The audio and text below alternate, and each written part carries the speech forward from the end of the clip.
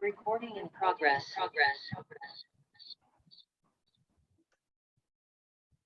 Good day, ladies and gentlemen.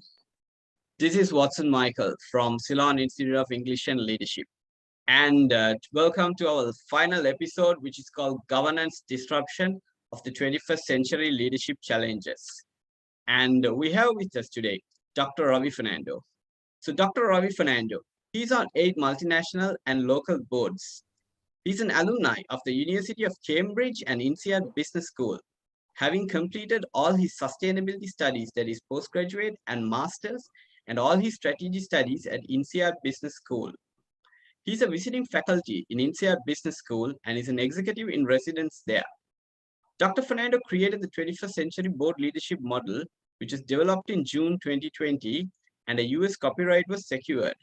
It was later converted into a master class that is now being taught in Luxembourg, Ireland, UK, and Sri Lanka, soon to be launched in Malaysia, Vietnam, and India. So over to you, Dr. Fernando. How are you? And hi, Michael. Good to see you after some time. Today, our main focus is governance.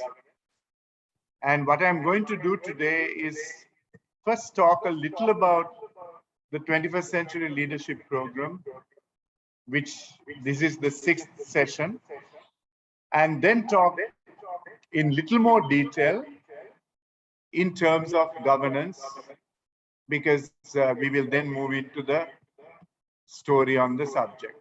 Okay? So yeah, over to you. All right. Can you explain what do you mean by what is meant by governance? Your explanation. Good question. So in the world of business, the word governance is very, very complicated because they end up giving you so many various definitions. So they make it very, very serious. But today I want to tell you that the word governance is a simple word. And as a sustainability champion, the way to remember the word governance is simple. If you are a 21st century leader, then you will always make decisions putting people and planet before profit. Any company or any nation that is putting profit before people or putting profit before planet is compromising governance. So the best way to remember this subject is putting profit after making sure that you have protected the planet and protected the people. So what I'd like to do is give you a few examples so that everyone listening in today can understand this topic very easily and very clearly. Okay, so what are the examples I'm going to give? The first example I want to give today is what happened with COVID-19. When we had COVID-19 creating a big problem for everyone, some countries put profit before people. And by putting profit before people, these countries had the highest number of deaths in terms of COVID-19. Highest number. Okay? So what are these countries?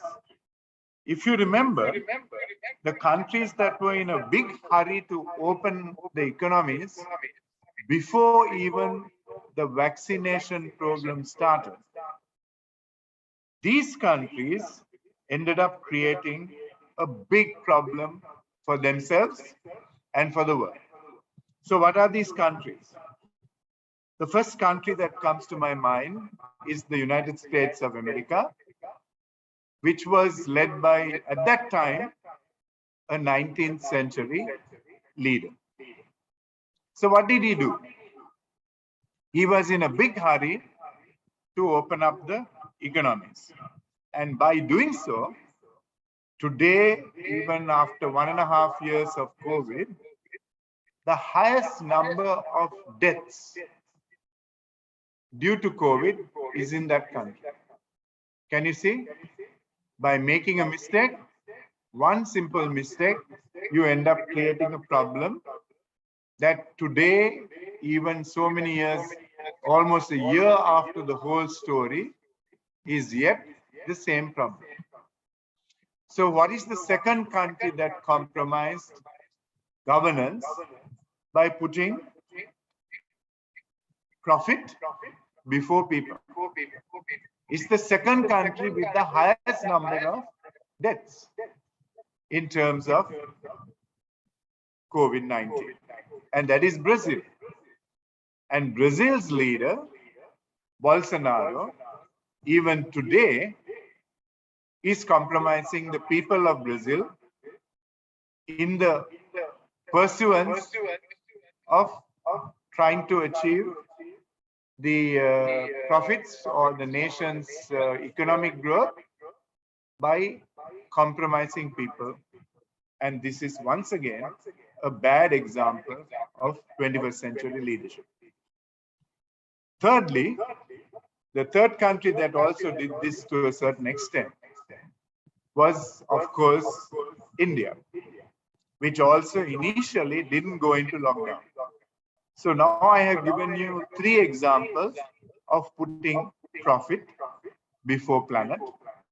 Now let's look at companies and examples of where they put profit before planet. Now I first gave you examples of people, profit before people. Now let's look at profit before planet. So when we look at the plastic, single-use plastic industry, the nation that has created the biggest problem for the world, or the company that has made the biggest problem, has always been Coca-Cola. So what has Coca-Cola done? They used to be selling Coca-Cola in glass bottles, but they were hungry for the profits and then ended up making sure that Coca-Cola went straight away into plastic single-use bottles. And by so doing, what they ended up is maybe better profits, but became the world's biggest compromiser in terms of single-use plastics. So the world's biggest polluter for single-use plastics is Coca-Cola, followed by Pepsi-Cola, followed by companies like Danone, who are in the yogurt business. And they actually compromise the planet quite significantly. So that's another example of putting profit before planet. Then let's look at the world of defense spending, defense expenditure. Some of the big countries in the world are putting massive money behind defense equipment and defense, the entire defense expenditure. Ideally, they should have put planet before defense and put that money into accelerating renewable energy and exiting fossil fuels. But instead of which, they keep pumping money into doing the wrong thing.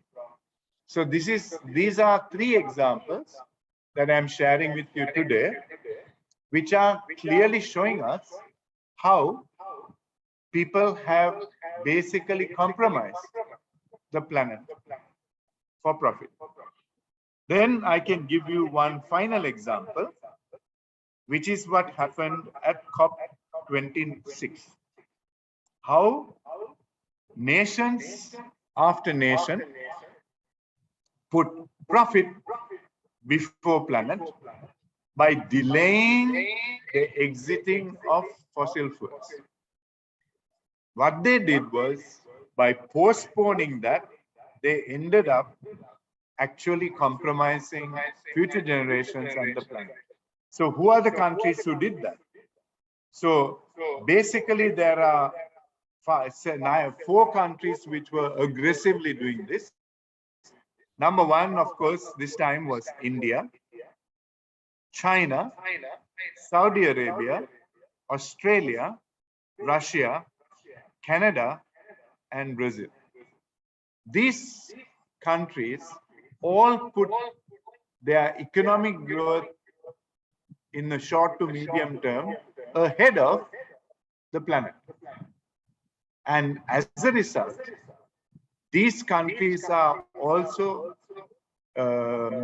today mentioned by Carbon Global Climate Action Tracking as the most unprepared and critically insufficiently prepared countries for the climate emergency. So they are in the black and red list in terms of the climate. But what did they do? What they did was make sure that all their pledges in terms of exiting fossil fuels were postponed to from 2030 to 2040, 50, 60, and 70. So once again, a classic example of countries putting profit before planet. So governance, I have now given you some company examples. Two examples of countries, one with COVID-19 and one with COP26, and basically showing you how business leaders and national leaders are compromising governance, the very essence of governance. Okay, so I've given you some examples and I've given you some compromises, and now you can look at the next area. Right. So, is there a sector in the world which compromises governance? And if you could explain about that? Yes, I think that's an excellent question. So let me share with you what I think is the biggest compromise on the planet in terms of governance. So if you remember in our first few sessions where we talked about the three emergencies, climate emergency, health and social emergency, and then we talked about the economic emergency. I told you the cause of global warming is the burning of fossil fuels. So now I'm going to tell you the fossil fuel industry is probably the world's biggest compromiser of the word governance. So let me now explain to you how both companies and countries are actually compromising the world by simply in the fossil fuel sector putting the profit of fossil fuels and the economic growth of countries before the planet and before the people. So first, before I do that, I want you to know that 92% of the world's carbon emissions cumulatively have been basically released to the atmosphere by the global north. So the Europeans, the Americans, the Canadians, the Russians basically have been the 92% of all global emissions.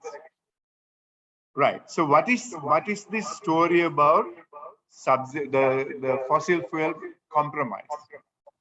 So you'll be quite stunned to realize that the very thing that is causing global warming, the very thing that is causing all the problems to the planet is burning fossil fuels.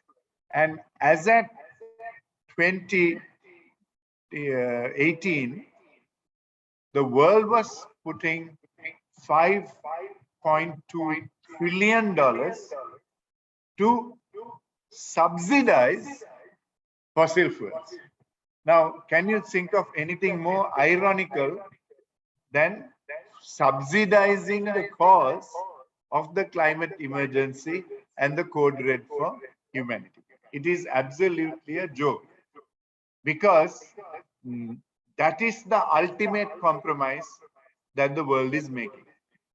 So $5.2 trillion per annum in a global GDP of $90 trillion, where they're spending nearly $14.5 billion per day, which works out to almost $600 million per hour, and works out to $10 million per minute, and works out to $168,000 per second. So the world's leaders are investing or putting this amount of money to compromise the planet by putting profit before planet. Now I want to share with you what has happened to that subsidy in 2020. This figure of $5.2 trillion has increased to $5.9 trillion, which now makes it $11 million every minute versus $10 million, and then $180,000 a second. Why? To subsidize fossil fuels so that everybody can burn more fossil fuels cheaper. And 92% of this $5.9 trillion is coming in implicit subsidies and not explicit subsidies. So indirect subsidies. And 47% of this subsidy is coming for 99% of the coal is actually 50% lower than its true cost, because they're subsidizing coal power. So this is the sad truth in terms of compromise number one by nations and by businesses, because they are putting profit before planet. They are putting economic growth before people and planet. And businesses, knowing very well, especially the fossil fuel business, knowing very well that this is going to cause massive problems for the planet with the climate emergency, have continued to do so, ignoring people and ignoring the planet. So now the question is, who are these companies? Because finally, there is a name to any company that is doing this. So if I look at the fossil fuel companies, I have already shared with you the countries that are investing in subsidizing fossil fuels. But now I'm going to give you the top 10 companies in the world who are doing exactly the same thing with fossil fuels. So Saudi Aramco, Chevron, Gazprom in Russia, ExxonMobil, the National Iranian Oil Company, the Royal Shell, then we have Coal India, and we have Pamex, and these are the big companies. In addition to that, British Petroleum are the oil companies that are compromising the planet. I have already given you the countries, but what is also something that we need to discuss today is that companies are spending billions of dollars to make sure that world leaders continue to do this, continue to put fossil fuels subsidies, and companies are spending tons of dollars. So in the European Union, in just the last 2 years, last 2 to 3 years, they spent 252 million euros to make sure governments continue to subsidize and don't introduce any legislation to block fossil fuels. The four fossil fuel corporations mostly investing money to block climate action are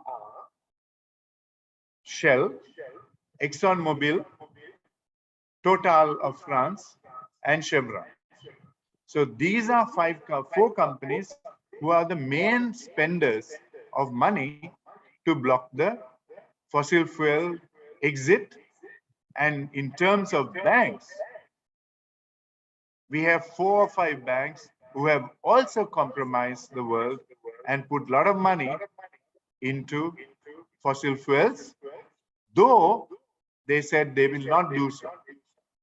And this must be looked at with the backdrop of the world finding that renewable energy now is cheaper than coal, cheaper than petroleum, and cheaper than almost all the fossil fuels in the planet. So even though renewable energy like solar plus batteries, offshore wind, large scale batteries, all that is cheaper than fossil fuels, people are yet spending money on fossil fuels because they have such a big investment in the infrastructure. So I have now given you a sector that is compromising the planet dramatically. And this sector has known from even as far as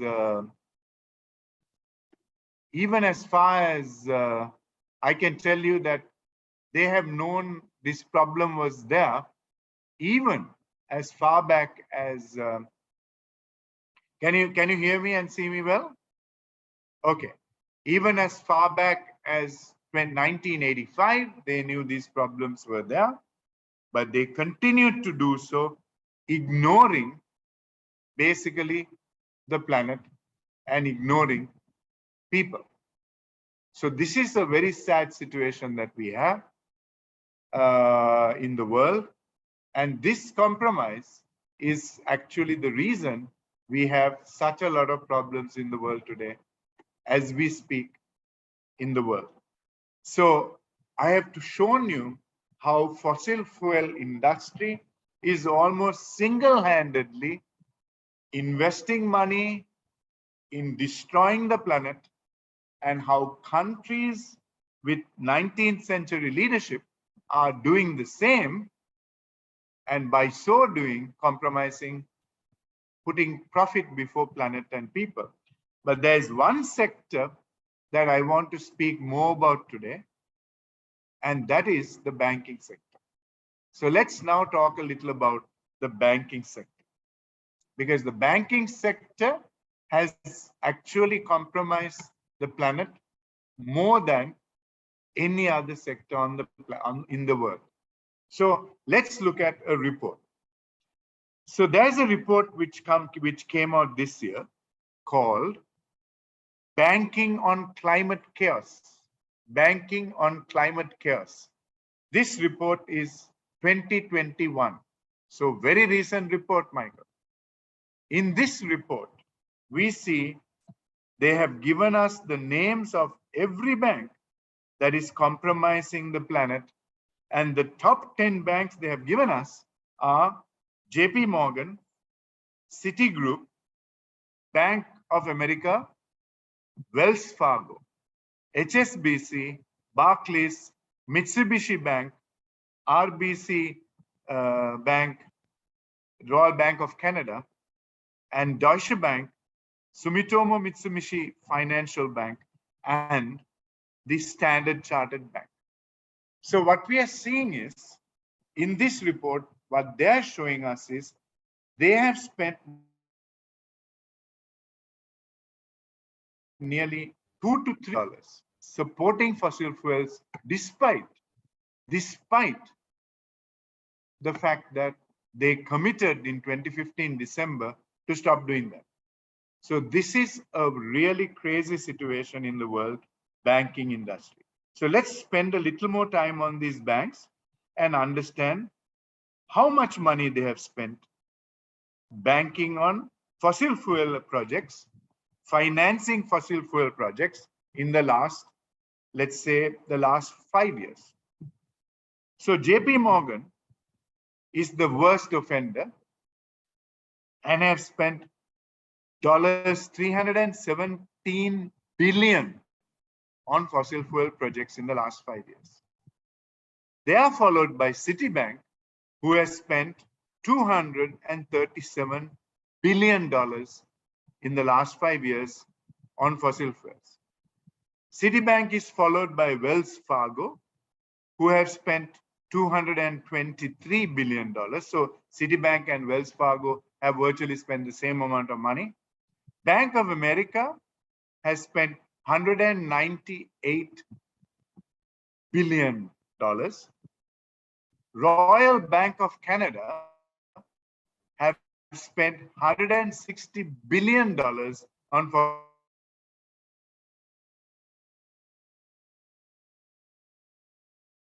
you're seeing is even leaders like Justin Trudeau have really put profit before planet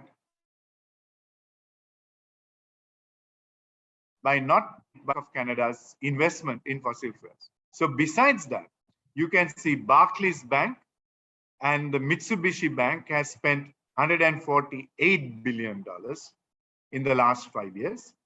Barclays Bank UK is the worst offending bank in England, has spent $145 billion. Mizuho Bank in Japan has then gone and spent $123 billion. And then you have two other banks from Canada, the Scotia Bank and there's one other bank in Canada who has spent about $120 billion and $114 billion respectively. BNP Paribas in France spent $121 billion. Stanley is number 12, having spent $111 billion.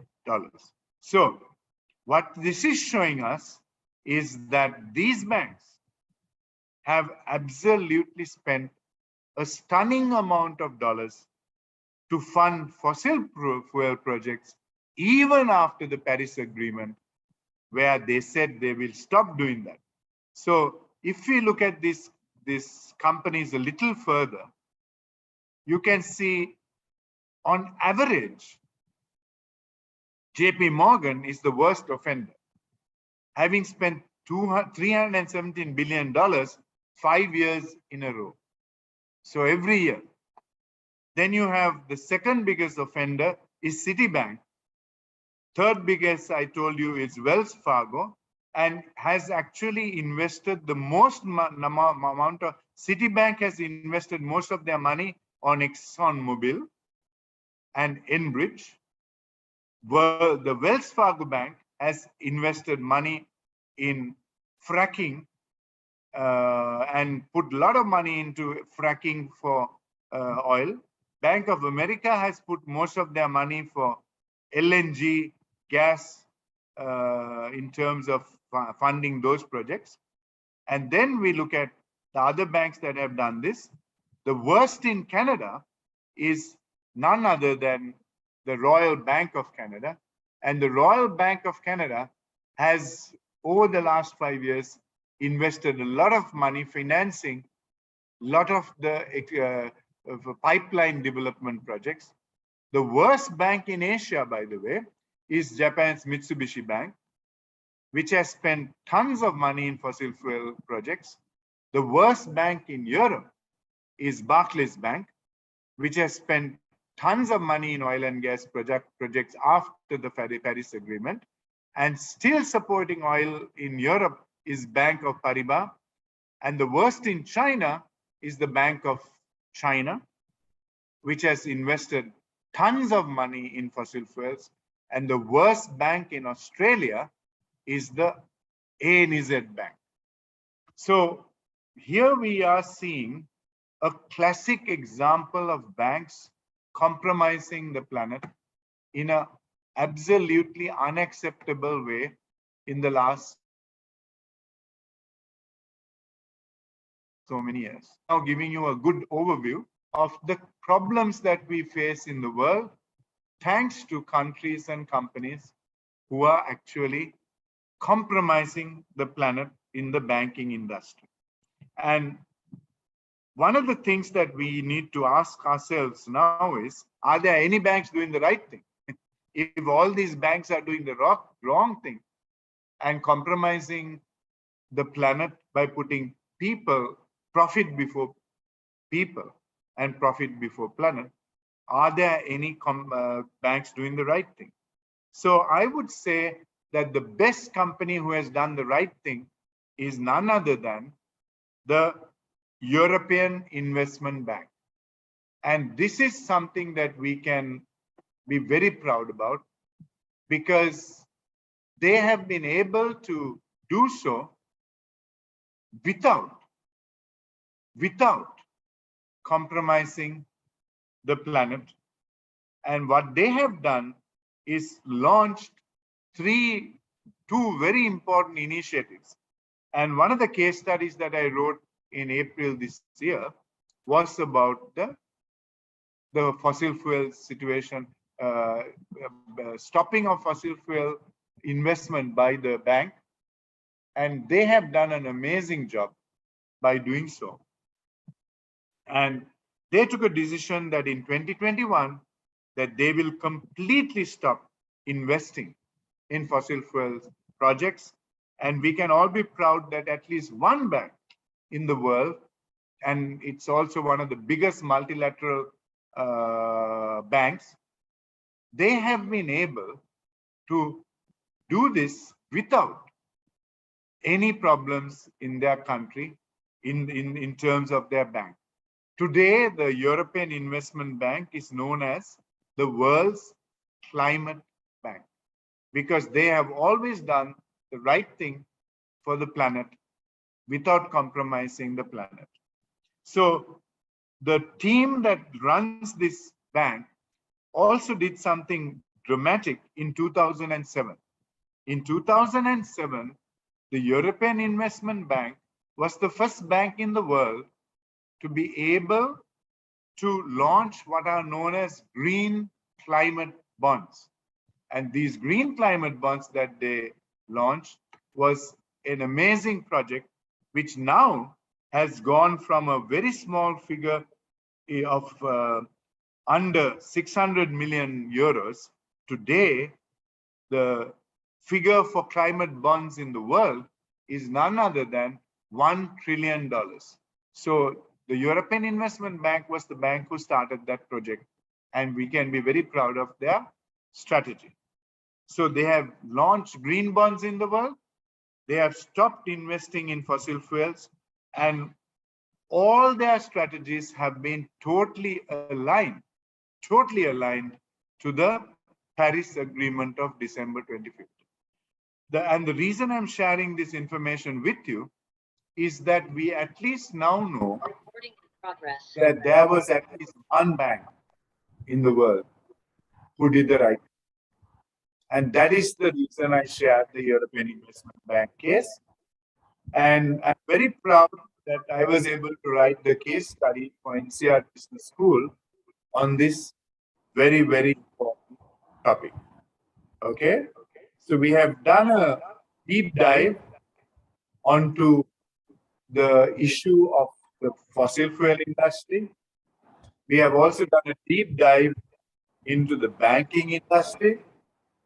And we can say without any hesitation that if there are two industries compromising the planet, it is the fossil fuel industry and the banking industry. These two industries have become governance compromises by completely devastating the planet by investing money in subsidizing fossil fuels and investing money in fossil fuel projects. Countries have subsidized, company banks have invested in fossil fuels, and the fossil fuel companies have happily continued to burn fossil fuels in the planet more than ever before, from about 20 gigatons of carbon dioxide released through fossil fuels in 1980s to nearly 33.9 gigatons. So almost a 50% increase of burning fossil. And that is a climate emergency because we have compromised governance by banks, by nations, and by fossil fuel companies. So I hope that gives you a good picture of the situation.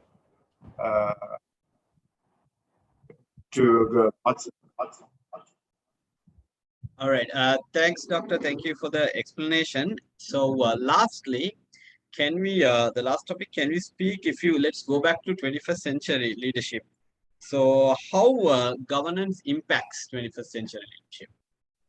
Good. So, what I'm going to do very quickly is do a recap of the 6 modules we did.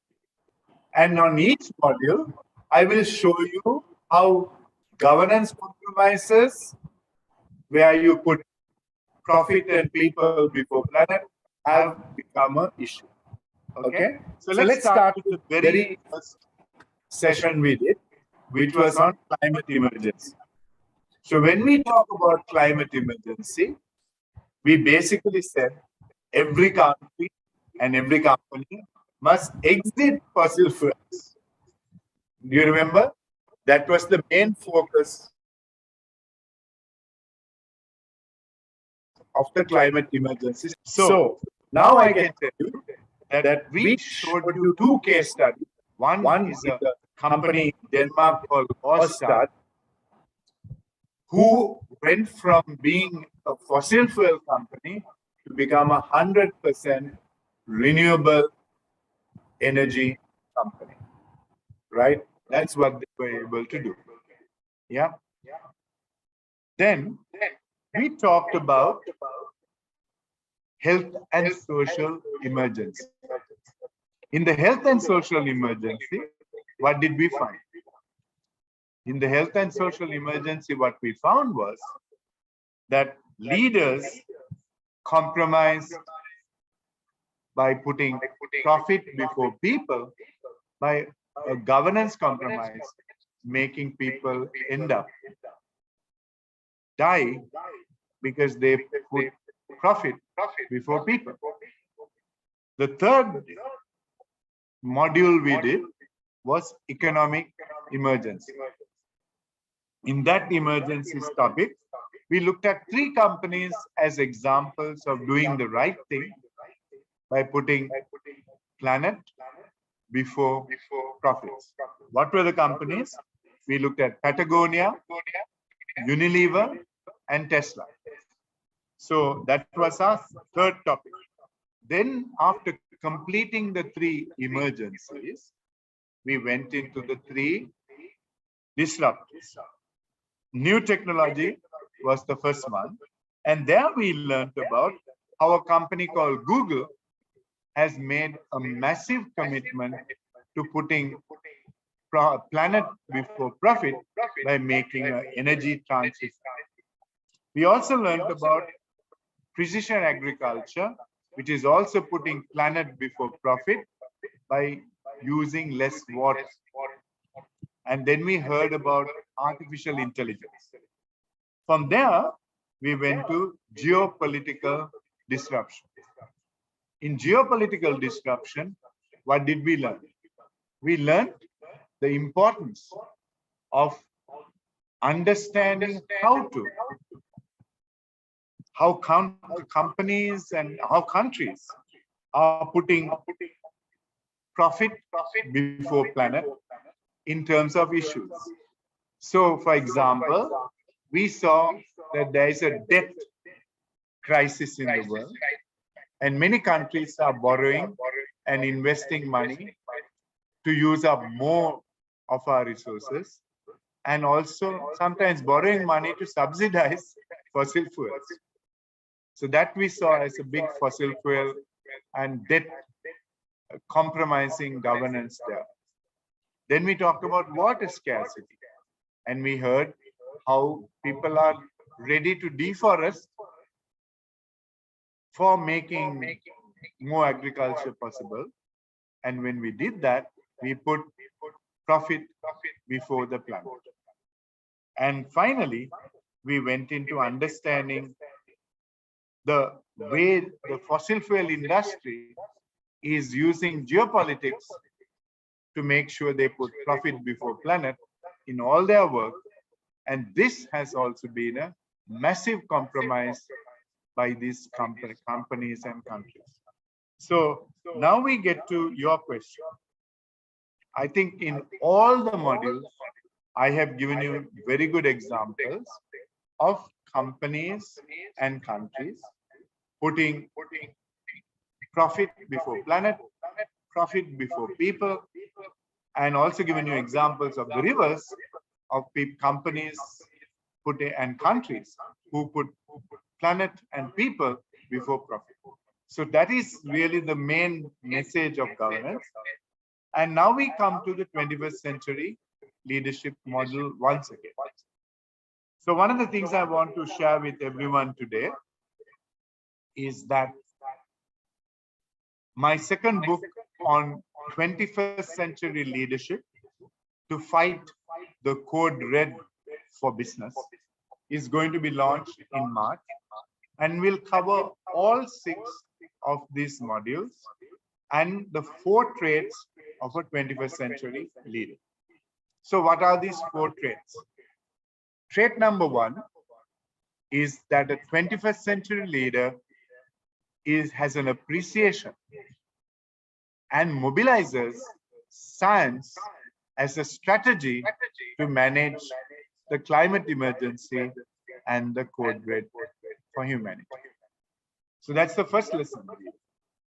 The second lesson we learned was where we learned that any 21st century leader, you will see their leadership differentiates us from those who are 19th century leaders, because they will have an urgency to fight the climate emergency. You know, if you don't have an urgency to fight the climate emergency, then we cannot call any of those people leaders, nor can we call them 21st century leaders. So when leaders of India, of China, of Brazil, and Russia said they will exit fossil fuels in 2050, 2060, 2070, they're showing us they don't have an urgency to fight the climate emergency. And when companies say they will move to 100% renewables after 2050, 2060, 2070, then we know those companies' boards and CEOs cannot be called 21st century leaders. So those were the first 2 traits of a 21st century leader. So what are the third and fourth? Third one is what we discussed today. We call them triple bottom line leaders who put planet and people before profit. So that is another differentiator of a 21st century leader. And the last one is that 21st century leaders will now understand the 6 modules very well, the 3 emergencies in terms of climate emergency, health and social emergency, and the economic emergency. They will also understand the 3 disruptors: technology disruption, geopolitical disruption, and today's topic, governance disruption. Once they are people who understand that module, all the 6 modules, and understand the 21st century leadership model, what they will do is take the key actions needed for each module and place them in the board agenda, CEO's agenda, and the operations agenda, and build strategies that solve these problems. So that is the concluding remark in terms of 21st century leadership. Is there any other question you would like to ask me in terms of the 6 modules we covered? And is there any other point that you would like to make before we close up our 6th and final session? Well, so far it's perfect, Dr. Fernando. And thank you very much for doing this episode. And we wish you all the very best in your second book. So those who have not read the first book, just go ahead on to Amazon Kindle. You can download it on your iPhone, or you could use it on your Android phone, and you can purchase the book. And Dr. Fernando's new book also, which will be available next year, you can get it on Amazon. March, you can get it on Amazon Kindle, and you can go ahead. So thank you very much once again, Dr. Fernando, for taking time and doing this. So let me once again wish you all the very best for your book. Thank you. It's been a pleasure to work with you, Watson. Thank and you. I hope that many people will be inspired to move from being 19th century science denying national leaders and business leaders to become 21st century leaders. And one thing about the book is I'm going to not print many copies of this book. I want people to buy the e-version and not the printed version. Because if we buy the printed version, we are compromising once again profit before planet by happily destroying forests to make wood pulp to make paper. So like Watson said, please buy an electronic version of the book, which is 1/5 the price of a printed book. And then once again, we will put planet before profit. Thank you very much. And I wish the Ceylon leadership and center Yes. all the best as you create 21st century leaders. Thank you all. And before we wrap up, happy holidays, everybody. Happy holidays to everyone.